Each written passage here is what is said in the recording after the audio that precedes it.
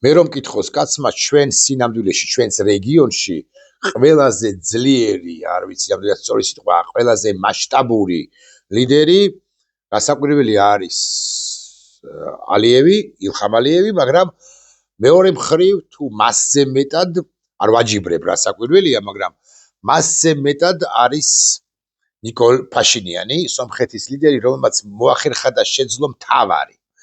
სომხურ საზოგადოებაში არ ან ნაკლებია რევანშიზმის, როგორც ასეთის გრძნობა, თუ განცდა, თუ დამოკიდებულება, თუ სურვილი, იმის გამო, რაც მოხდა ყარაბაღთან მიმართებაში, ნელ-ნელად სუსტდება ფრთა რევანშისტებისა, პრორუსი რევანშისტებისა, რომლებიც ამბობდნენ სულ ბოლო 30 თუ მეტი წელიწადია, რომ ყარაბაღი არის მათი, ყარაბაღი არის სომხეთის და ნებისმიერ ფასად უნდა შეინარჩუნონ ჩემი პოზიციით, ჩემი დამოკიდებულებით სიმსივნე, რომელიც ვერ მოიცილა სომხეთმა მრავალი ათეული წლის განმავლობაში და ფაშინიანმა, როდესაც სომხეთი დამარცხდა, რომ გაემარჯვა სომხეთს შესაძლოა სულ სხვაგვარი ყოფილიყო ფაშინიანი, მაგრამ როდესაც სომხეთი დამარცხდა, რაღაცაი სომხეთი დამარცხდა, ფაშინიანმა აბსოლუტურად სწორი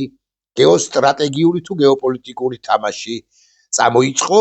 მან თქვა, რომ ჩვენ ვიცილებთ, ჩვენ თავს მივანებებთ ყარაბაღს. ძალიან ახლო მომავალში ჩვენ ერთმანეთის საზღვრებსაც ვცნობთ. იქ რასაკვირველი არის ჰუმანიტარული საკითხები, რასაკვირველი არის ჯერაც გადაუწყვეტელი, მაგრამ მაინც ასე ვიტყვი, შედარებით, ცხადია მნიშვნელოვანი, მაგრამ შედარებით უმნიშვნელო საკითხები, რომლებიც მოსაგვარებელია აზერბაიჯანსა და სომხეთს შორის, მაგრამ ფაშინიანმა თქვა მთავარი, ჩვენ ამ სიმსივნეს ვიცილებთ, სამაგიეროდ ჩვენ ვიწყებთ სრულიად ახალი სომხეთის ჩამოყალიბებას და ეს სრულიად ახალი სომხეთი ახლა ჩამოყალიბების გზაზეა. მე არ გულისხმობ მხოლოდ ტრამპის გზა მშვიდობისა და კეთილდღეობისათვის ამ მარშრუტს, ამ დერეფანს, რომელიც სომხეთს დააკავშირებს, გავბედავ და ვიტყვი, ჯერ თურქეთთან და უკვე შემდგომ ევროპასთან, არა მხოლოდ ამას გულისხმობ, მე გულისხმობ მთლიანად სომხეთის ახლებური ტიპის სახელმწიფოდ გარდაქმნასთან. არ დაგვავიწყდეს, რომ სომხეთს არა აქვს ის ჭყალებში, ეს ჩვენი სიმდიდრეა, მე არ მინდა არამართებულად წარმოთქვა, მაგრამ სომხეთს არა აქვს ის ჭყალებში პრობლემა, რა პრობლემაც ჭყალებში ასევე აქვს საქართველოს. სომხეთი მაინც მონოეთნიკური სახელმწიფოა, ისიც თქვენ 95-98% სომხეთში, პატარა სომხეთში, ჩვენთან შედარებითაც კი პატარა სომხეთში, სწორედაც რომ სომხურ ენოვანი და სომეხი ეროვნების მოქალაქეები ცხოვრობენ, ეს არ ნიშნავს, რომ საზოგადოებრივი კონსოლიდაცია მაინც და მაინც იოლია, იქ რასაკვირველია რუსული გავლენები არის საკმაოდ, ჯერაც საკმაოდ ძლიერი, მაგრამ ფაშინიანის აი ამ ღიაობამ, აი ამ გახსნილობამ, აი ამ კეპით სიარულმა ვუტრინებ, მაგრამ მაინც კეპით თუ შლაპით სიარულმა, მისმა დასარტყამურს ინსტრუმენტებზე, მათ შორის საქართველოშიც ხო დაუკრა, ხო, მარიამ შენგელია, ხო, თუ არ ვწდები, ის იყო სოლისტი და მღეროდა და ნიკო ფაშინიანი კი იჯდა ამ დასარტყამ ინსტრუმენტებთან და უბერავდა და მარიამ ქრივიშვილი კი ტელეფონით უღებდა მას, მარიამ ქრივიშვილი, რომელიც ყოველთვის აზერბაიჯანშია ახლა. მოკლედ, კარგი ტიპის ლიდერია, მისი ცითამამეები ეჩმიაძინის ნაწილის, მოდი ასე ვიტყვი, იმ პირების წინააღმდეგ, მათ შორის სრულიად სომეხთა კათალიკოსის მიმართ თუ წინააღმდეგ, რუსული ანკლავების წინააღმდეგ, რომელიც არსებობს სომხეთში, გვიდასტურებს თუ გვაფიქრებინებს, რომ ეს არის მართლაც მასშტაბური ლიდერი. ყოველ შემთხვევაში სომხეთს ვინ არ ხავდა და მე შემიძლია ლევონ ტერპეტროსიანიდან გავიხსენო, ხო? და ვინ არ გავიხსენო საქსიანის ჩათვლით. სომხეთს ჩემი წარმოდგენით ასეთი მასშტაბური ხედვების პოლიტიკოსი არ ჰყოლია, მეთქი თუ ამას ვიტყვი, თამამად ვიტყვი ამას და მართალიც ვიქნები. ხო და ეს ფაშინიანი, რომელიც ძალიან ხშირად მართავს შეხვედრებს ევროპელ კოლეგებთან, რომელიც საკმაოდ ხშირად მართავს თვით პრეზიდენტ ტრამპთანაც კი შეხვედრებს სახელდახელოს, არც საერთოდაც ვაშინგტონშია, ერთხელ თუ ორჯერ, ეს ფაშინიანი, რომელიც სხვადასხვა ფორუმზე ხვდება, ეგრა მაგის პასუხია, ხსენებულ ტრამპს და მათ და ასევე ევროპელ ლიდერებს, რომელიც ყველა თუ არა ბევრ საერთაშორისო ფორუმში მონაწილეობს, ღონისძიებაში, კონფერენციაზე და თავის მსუყე და მძიმე სომხეთი მართლაც იქცა ამ რეგიონის უმნიშვნელოვანეს ფიგურანტ სახელმწიფოდ ამბობს. ეს ფაშინიანი, რომელიც ცოტა ხნის წინ ჯეი-დი ვენს, ამერიკის შეერთებული შტატების ვიცე-პრეზიდენტს ართმევდა ხელს და მას პინძლობდა და იცით თქვენ შეერთებული შტატები რა უმნიშვნელოვანეს პროექტებს განახორციელებს სომხეთის რესპუბლიკაში. ეს ფაშინიანი უცებ ამ ფაშინიანმა უცებ მოატრიალა მანქანა მეთქი, ასე ვიტყვი, საჭე მოატრიალა მეთქი, ასე ვიტყვი და ჩამოვიდა საქართველოში. და ბევრი თქვენგანი კითხულობს, რა უნდა, კი, მაგრამ ფაშინიანს აღიარებს ქართულ ოცნებას? არა. ქართულ ოცნებას აღიარებს ან არ აღიარებს, ეს კატეგორიები არასწორი ტერმინები, არასწორი კატეგორიებია. საქართველოს დე-ფაქტო ხელისუფლება ბანდა ბჭყალებში, ესე უნდა თქვა ხოლმე, იმიტომ რომ ამათ მაგვიკრძალეს. საკვირველია ბანდა, მოკლედ ეფექტურ კონტროლს ახორციელებს ამ ტერიტორიაზე, შესაბამისად ყველა ქვეყანა თუ არა, ფეხებზე კიდია ამერიკის შეერთებულ შტატებს, იმიტომ არ ურთიერთობს ყაველაშვილთან თუ კობახიძესთან. მაგრამ ზოგი ქვეყანა მაინც ეფექტურ კონტროლს ვინც ახორციელებს ამ ქვეყნის ტერიტორიაზე, მასთან ურთიერთობა ამ ქვეყანას სჭირდება და ვალდებულიც არის და აუცილებელიც არის. მით უფრო რომ ჩვენ ვლაპარაკობთ მეზობელ სახელმწიფოებზე, სადღაც აზიაში არსებულ რომელიმე სახელმწიფოზე კი არა, მეზობელ სახელმწიფოებზე ვლაპარაკობთ სომხეთს საქართველოს გარეშე.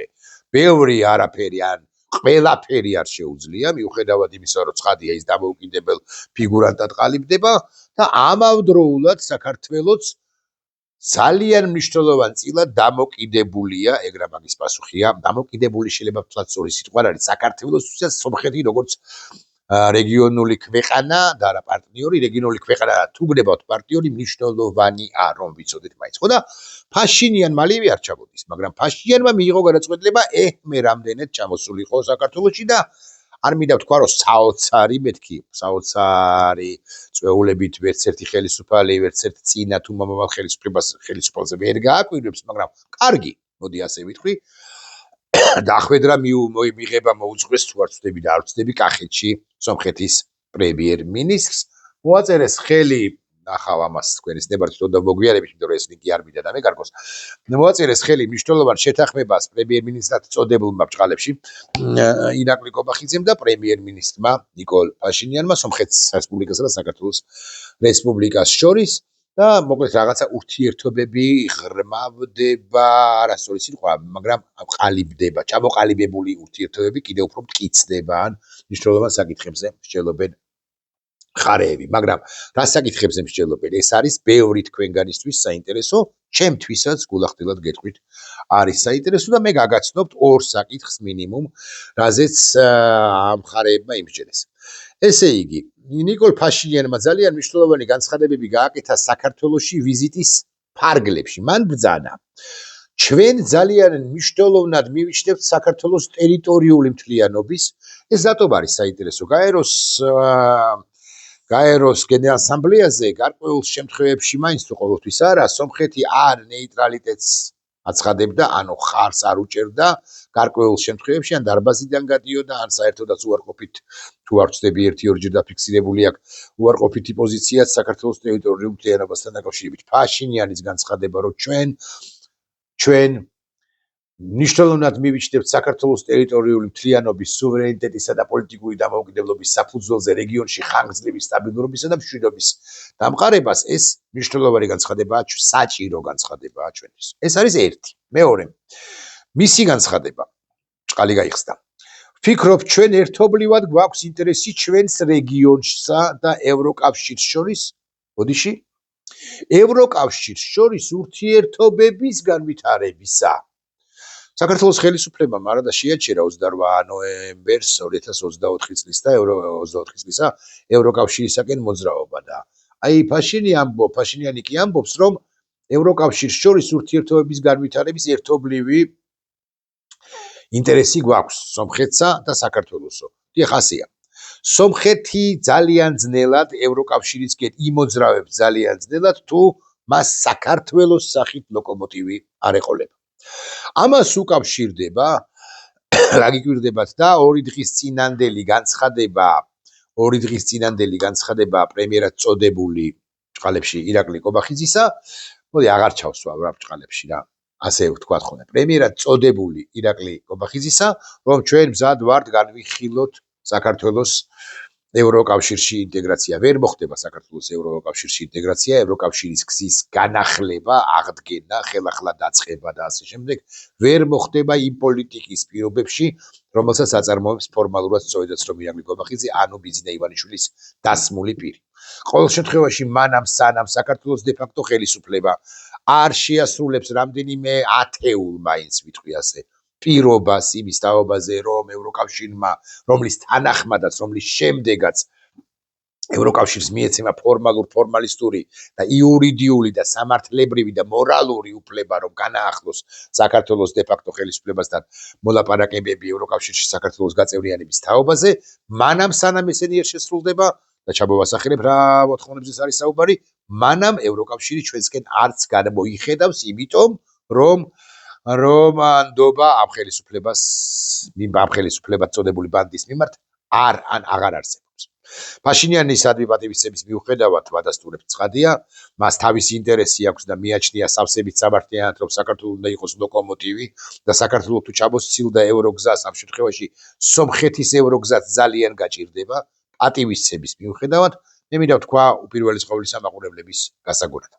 მოთხოვნები, რომლებიც ჯერ არ წამოუყენებია, მაგრამ პრინციპში ყველამ ვიცით, რაც აქვს დასავლეთს და კონკრეტულად ევროკავშირს საქართველოს დე-ფაქტო ხელისუფლება ბანდის მიმართ არის შემდეგი. პირველი, ეს არის განთავისუფლეთ პოლიტიკოსი პატიმრები, მაგალითად ელენე ხოშტარია, სხვები და ვეჭოხრო მიხეილ სააკაშვილიც, სხვადასხვა მიზეზით, სხვადასხვა საბაბით, სხვადასხვა სამართლებრივი ბერკეტის გამოყენებით, მაგალითად პრეზიდენტ მიხეილ ყაველაშვილის, პრეზიდენტად წოდებული მიხეილ ყაველაშვილის შეწყალების აქტი. განთავისუფლეთ სინდის პოლიტიკოსი პატიმრები და სინდისის პატიმრები. არავინ, არც 4 ოქტომბრის საქმეზე ვინც ზის პატა ბურჭულაძე და სხვები, არც მანამდე ვინც იყო დაპატიმრებული ანდრო ჭიჭინაძე და სხვები, მზია ამაღლობელი და სხვები, არც პოლიტიკოსი პატიმრები, რომლებიც მანამდე თუ მერე იყვნენ დაკავებულნი, არ უნდა ისხდნენ ციხეში.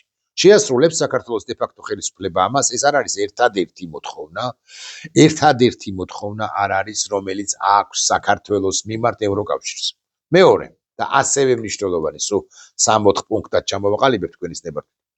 მეორე და ძალიან მნიშვნელოვანი. ეს არის გააუქმეთ ყველა კანონი, რომელიც მიიღეთ 2024 წლის ზაფხულის პერიოდიდან და რომლებსაც იღებთ დღემდე. ადამიანებს თუ ტროტუარზე იჭერთ, თქვენ არაფერი არ გესაქმებათ თქვენ ევროკავშირში. ნიკოლ ფაშინიანს მაღალი ალბათობით ამ თემაზე არ უსაუბრია. მან ისაუბრა ზოგად პრინციპებზე, რომ საქართველო და სომხეთი უნდა იყვნენ ერთად ევროკავშირში გაწევრიანების გზაზე და სომხეთისთვის ლოკომოტივი უნდა იყოს სწორედაც რომ საქართველო და ფაშინიანს შესანიშნავად ესმის მაღალი ალბათობით ბრიუსელს რა მოთხოვნები აქვს საქართველოს დე-ფაქტო ხელისუფლების წარმომადგენლებს ეკნებოდათ თხოვნა ფაშინიანისათვის, რომ ბრიუსელში ჩაეტანა მესიჯი იმის თაობაზე, რომ ამ პირობებით, რომ არც პატიმრებს ვანთავისუფლებ, არც კანონებს ვცვლი და ასე შემდეგ, ამ პირობებით განაახლოს ევროკავშირმა ბრიუსელმა მოლაპარაკებებით თბილისთან, რაც არ მოხდება ჯერ ერთი და მაღალი ალბათობით ფაშინიანი ამ გზავნილს არ ჩაიტანს, ანუ არ ჩაუტანს ბრიუსელს ამ გზავნილს, იმიტომ რომ შესანიშნავად ხდება სომხეთის ლიდერი, რომ ეს პრაქტიკულად წარმოუდგენელია მის რეპუტაციასაც მნიშვნელოვნად დააზიანებს.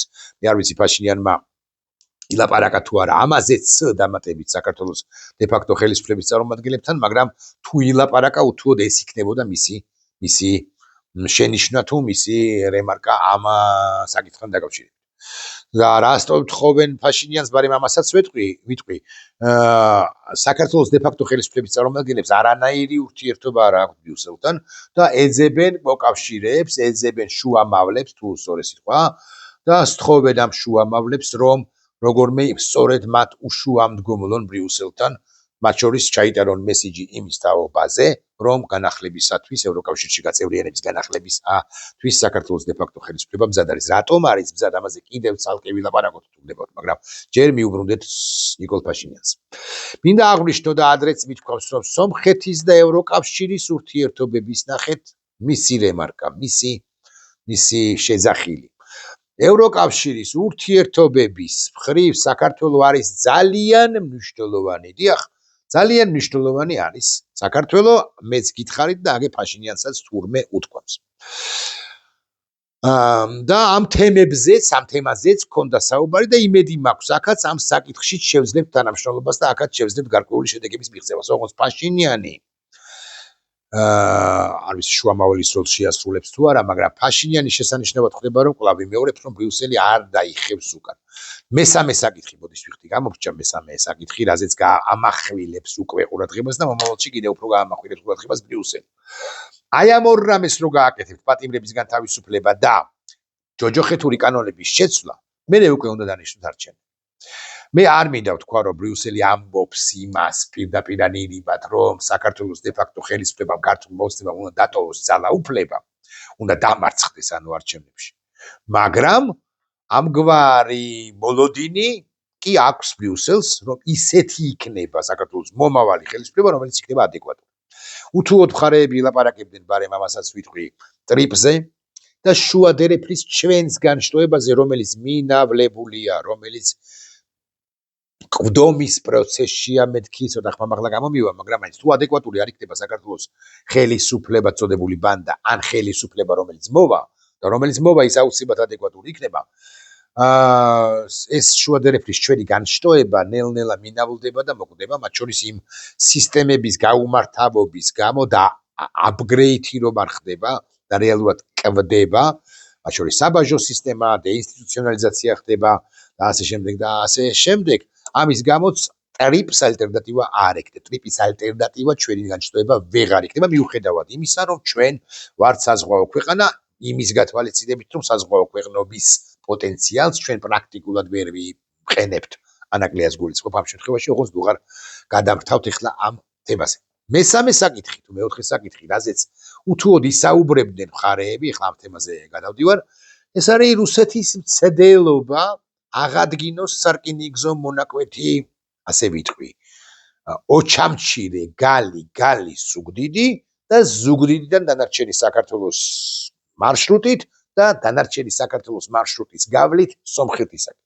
მე არა მაქვს ახდენად გეტყვით ზუსტი პასუხი, ინფორმაცია, ან ანალიზი რამდენად აწყობს ახლა ეს მარშრუტი სომხეთს 5-7 წლის წინ პრეზიდენტ სარქისიანის დროს, წინა ხელისუფლების მმართველების დროს სომხეთი დაინტერესებული იყო ამ მარშრუტით, მაგრამ ახლა მარშრუტი ეს გზა, ასე ვიტყვი, ეს სარკინიგზო შესაძლებლობა, სარკინიგზო მარშრუტი რუსეთიდან ვიდრე სომხეთამდე დამატებითი თავის ტკივილი შეიძლება იყოს ერევნისათვის და აქედან გამომდინარე, თუ ამ თემაზე ილაპარაკეს და ალბათ ილაპარაკეს, მე არ ვარ დარწმუნებული, რომ სომხეთის ლიდერს ქონდა პოზიტიური დამოკიდებულება ამ სარკინიგზო მონაკვეთის აღდგენის თაობაზე და მე იმას ვერ ვიტყვი, რომ მოსთხოვა საქართველოს ხელისუფლებას წოდებულ ბანდას უბჭყალებოდ, რომ მაინც და მაინც ახლა თქვენ დაბლოკეთო,